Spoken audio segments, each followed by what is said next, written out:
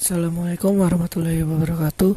Perkenalkan, nama saya Ivan Rivaldi dari Teknik Informatika semester 1 dengan NIM 39222-554. Pada kesempatan kali ini saya ingin membahas tentang sistem operasi.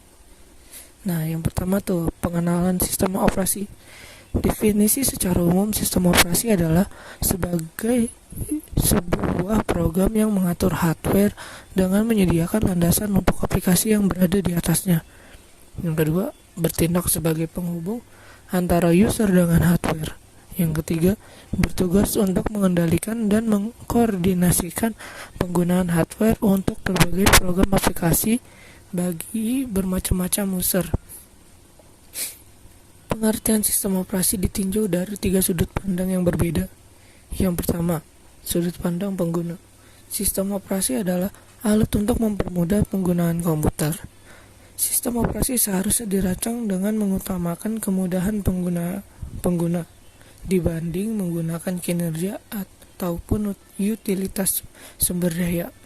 Sebaliknya, dalam lingkungan multi-user, sistem operasi dapat dipandang sebagai alat untuk memaksimalkan penggunaan sumber daya komputer. Tetapi pada sejumlah komputer, sudut pandang pengguna dapat dikatakan hanya sedikit. Yang kedua, sudut pandang sistem operasi. Sudut pandang sistem. Sistem operasi adalah sebagai alat yang menempatkan sumber daya secara efisien. Sistem operasi merupakan manajer bagi sumber daya yang menangani konflik permintaan sumber daya secara efisien. Selain itu, juga untuk mengatur eksekusi aplikasi dan operasi dari input atau output. Fungsi ini juga dikenal sebagai program pengendali. Sistem operasi merupakan suatu bagian program yang berjalan setiap saat yang dikenal dengan istilah kernel. Yang ketiga, sudut pandang tujuan. Sistem operasi adalah sebagai alat yang membuat komputer lebih nyaman digunakan untuk menjalankan aplikasi dan menyelesaikan masalah user. Dari bagian komputer, sistem komputer, posisi sistem operasi merupakan salah satu komponen utama yang sebuah sistem komputer. Komponen komputer lainnya adalah hardware, software, dan user. Hardware adalah penyedia sumber daya untuk komputasi yang dapat dilihat secara fisik dan dapat disentuh. Software, sarana yang memberitahukan hardware apa yang akan dilakukan terhadap hardware. Software tersebut dibagi dua, yaitu sistem operasi dan program aplikasi. Program aplikasi merupakan software yang menentukan bagaimana sumber daya digunakan untuk menyelesaikan masalah para user, manusia yang menjalankan program atau aplikasi atau komputer lain. Layanan sistem operasi. Yang pertama adalah pembuatan program. Sistem operasi menyediakan berbagai fasilitas yang membantu programmer dalam membuat program seperti editor. Walaupun bukan bagian dari sistem operasi, tapi layanan ini diakses melalui sistem operasi. Yang kedua, eksekusi program. Sistem harus bisa meloading program ke memori dan menjalankan program tersebut. Program harus bisa menghentikan pengeksekusian baik secara normal maupun dalam keadaan error. Ketiga, operasi input dan output. Program sedang dijalankan kadangkala membutuhkan input dan output untuk efisiensi dan keamanan. Pengguna biasanya tidak bisa mengatur piranti input dan output secara langsung. Untuk itulah sistem operasi harus menyediakan mekanisme dalam melakukan operasi input dan output. Yang keempat, manipulasi sistem berkas. Program harus membaca dan menulis berkas, kadangkala juga harus membuat dan menghapus berkas. Yang kelima, komunikasi.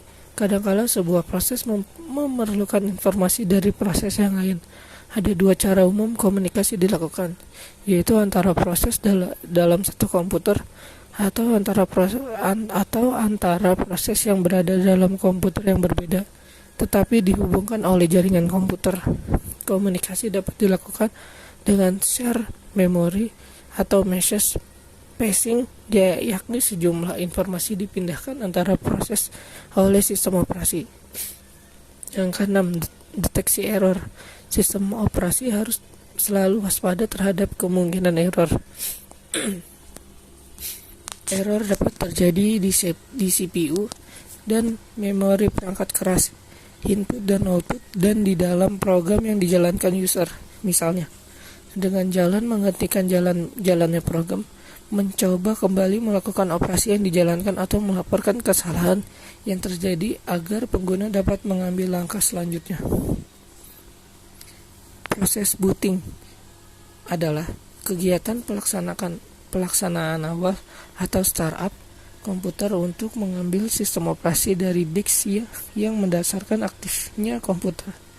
Proses booting dapat dilakukan dengan dua cara. Yang pertama, menghidupkan komputer dari power off menjadi power on.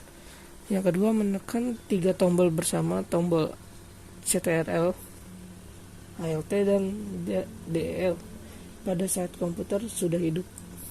Jenis-jenis sistem operasi. Yang pertama, DOS atau Disk Operation System. Yang kedua, Windows. Yang ketiga, Macintosh. Yang keempat, OS Operating System. Yang kelima, Unix. DOS atau Disk Operation System. DOS merupakan sistem operasi yang pertama kali digunakan hingga saat ini. DOS dibagi menjadi 3, yakni Dr. DOS dibuat oleh pengguna Digital Research pada tahun 1988 dari hasil transformasi CP/RAM atau Control Program Monitor. Digital Research didirikan oleh Gary Kildall pada tahun 1942 sampai 1994. Sistem operasi ini digunakan sampai pada komputer Pentium. Yang kedua, PC-DOS dirancang dan dibuat oleh perusahaan Microsoft Corp. Namun dengan dikeluarkannya sistem operasi Windows, sistem operasi ini sudah jarang atau tidak digunakan lagi saat ini. Yang ketiga, MS-DOS dirancang dan dibuat oleh perusahaan Microsoft Corp. Sistem operasi ini digunakan hingga saat ini dan terus dikembangkan versinya sesuai dengan kebutuhan. Yang kedua, Windows dirancang oleh Microsoft Corp. Pada awalnya dibuatnya Windows bukan merupakan sistem operasi karena Windows versi 3.x untuk menjalankannya masih bergantung pada sistem operasi DOS. Tujuan awalnya hanya untuk mengatasi masalah yang dihadapi pengguna komputer dalam melakukan multitasking, penggunaan program komputer secara bersamaan, atau multi-user, pengaturan pemakai komputer oleh banyak pemakai. Yang ketiga, Macintosh. Macintosh pertama dikeluarkan oleh perusahaan Apple Corp.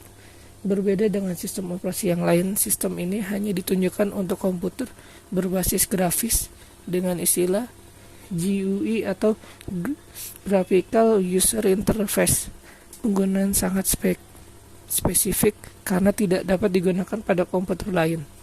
Tetapi hanya dapat digunakan pada komputer Macintosh saja karena pada komputer Macintosh tidak dikenal dengan extension atau .exe